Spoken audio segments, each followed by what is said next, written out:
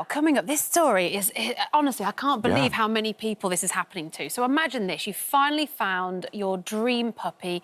You pay hundreds of pounds as a deposit, only to be left crushed when it turns out to be a total bunch of lies. Literally, that is what happened to Kate Margolis, and she is here now to explain more alongside vet Dr. Scott. Morning to the both of you. Morning. Kate, lovely to meet you. Lovely to meet you too. So, Kate, take us back to the start of this story. When was it that you decided, right, I'm going to go and get a dog? Yeah, absolutely. So, 2019, I've been a cat person my entire life. I've had cats growing up, and my last cat got very sick, and we nursed him until he passed away. I wasn't ready to get another cat. I'd leave that memory there, I think. And my other half had had dogs her whole life.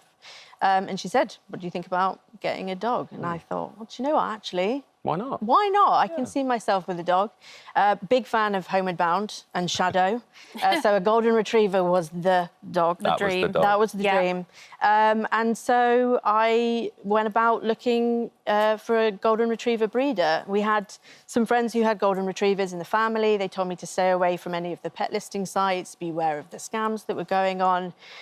So I went for a credible breeder, Googled golden retriever breeder, and found this incredible website. My background is in design, and I was blown away by how much attention had been taken to building the website, building the brand. Which for you is going to be a big plus, because you're like, this is professional. I mean, it looked like a lot of time had been spent on this. You know, he looked like he had a lot of the credentials that I had known about, KC registered, Kennel Club registered. Yep. And I thought, this is great. You know, the pictures look amazing. This is what I envisaged myself having as a dog. And I got in touch with this guy.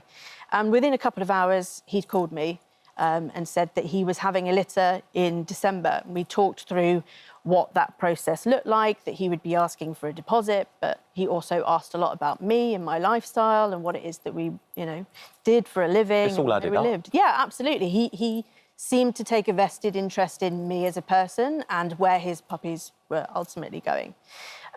So we exchanged a few emails. He sent me his bank details. I gave him a £500 deposit.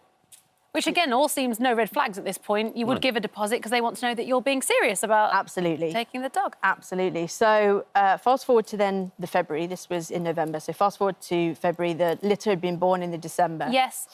And it was like 2 or 3 days before we were going to go and pick up the puppy. And I woke up 5 o'clock in the morning. I remember this like it was yesterday. It was the most bizarre email I had ever read, where he basically said, I'm really sorry your dog had died. It's chewed through some plastic. And it was very cold and quite a flippant email. And the 2 questions that followed were, we're having another litter. Would you like one from that one? Or, you know, would you like a girl? And at this point, I mean, you'd already... It's like having a baby. You'd picked a name. You'd got things. Everything. We had the crate for the crate training. We had spoken to the vet that he was going to get, you know, care at. We had engaged with a trainer to train him. Was this the photo that you saw as well? Or? Yeah, this was the photo. Oh, so you've fallen in love with him as well. That's not the photo. Is that you're the... No, hopefully not. Yeah, no. Aww. Yeah. So yeah, we'd spent a lot of money and time in investing to prepare to bring this little puppy home. And so now, so you've been given this option, you said?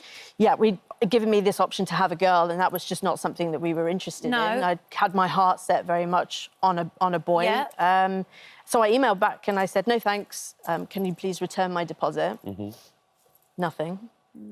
And then almost within 24 hours, his website had come down, his phone number had been disconnected, he was no longer replying to my emails, and he vanished into thin air. This is mad. Scotty, do you hear things like this? Or is this quite rare? Increasingly common, particularly after COVID, when everyone was at home and everyone was buying puppies. Yeah. And there was a lot of cloak and dagger approach to this, in that people could say, you can't come to me because of social distancing, I'll meet you on the M1. You know, really, really dodgy stuff that you would never do now.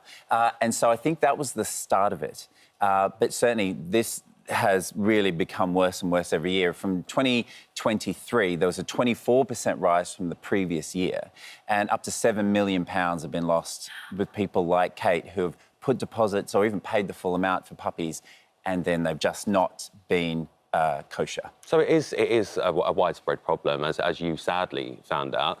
And obviously, Scott, you could go to a rescue and get a dog from there, like Ashley Dogs Home, all of that. Yeah. But for people that are working, say, looking at going to a breeder, what should you be looking out for so you don't get scammed like that? Yeah, so I think the main one is to make sure that you verify the seller's identity. So things like putting their phone number into Google and searching that, searching their name, making sure that they're on the Kennel Club registered breeders list. Lots of information that you can find just simply by using the information that they give you. And you're absolutely right. I mean, you know, I think most people would be drawn in by a really good website and then someone calling you as well, because it's really great to call, I would say. Which just all adds up, doesn't it? It makes sense. But I would say also, like, actually have a video call with someone so you can see someone's face and then they can maybe show you around the facility to make sure that it actually is what you think that it is.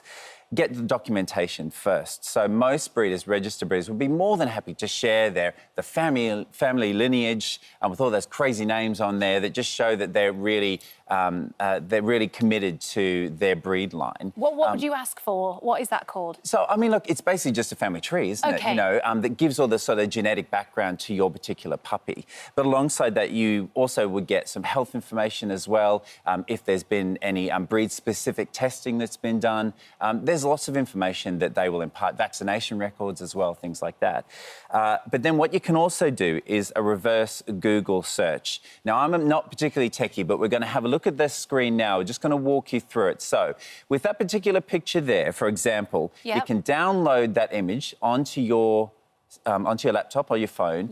And then what you have to do is you go and search through Google Images. We're going to click on it there. And then a tiny little icon there. See the little camera icon?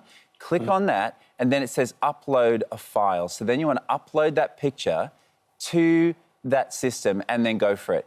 Immediately drop down, you can see that puppy has been used featured quite a lot. A lot. It's funny how many times this dog has popped up on various sites. So you can tell that that is an image that's been used. That is not an authentic image for a puppy. And unfortunately, Kate, I think you might have found that with the images that you were sent, sadly, if you'd done that, you may have found that those images have been used elsewhere. Well, look, as awful as that was, we've bought you a dog. I'm joking. As awful as it was, you did finally get your baby. I did get my baby, Milo! So handsome. Milo! Milo! Come on, this way. I'll go through the back. Come on. Come on, he's so handsome. Milo! Hello, baby. There's the mama. You finally got him. And Kate, am I right in thinking because of all this that's happened to you, and you've got your happy ever after, but you set up an app yourself, didn't you? Yep, we have. We're trying to combat this exact problem. We have an incredible app called PetProve.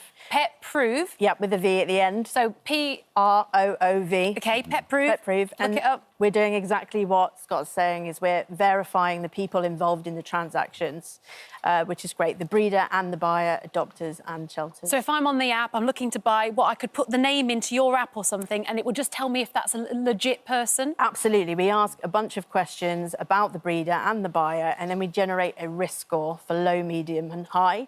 And the reason why we did that is because the emotional attachment that we found while we were doing our research when people find animals online is massive. And, you know, as Scott said, people will still buy a puppy from the back of a boot because they think they're rescuing it. But, you know, the key thing, I think, is really, really important to say. Always go and see the puppy. Go and see the owner. Meet the parents.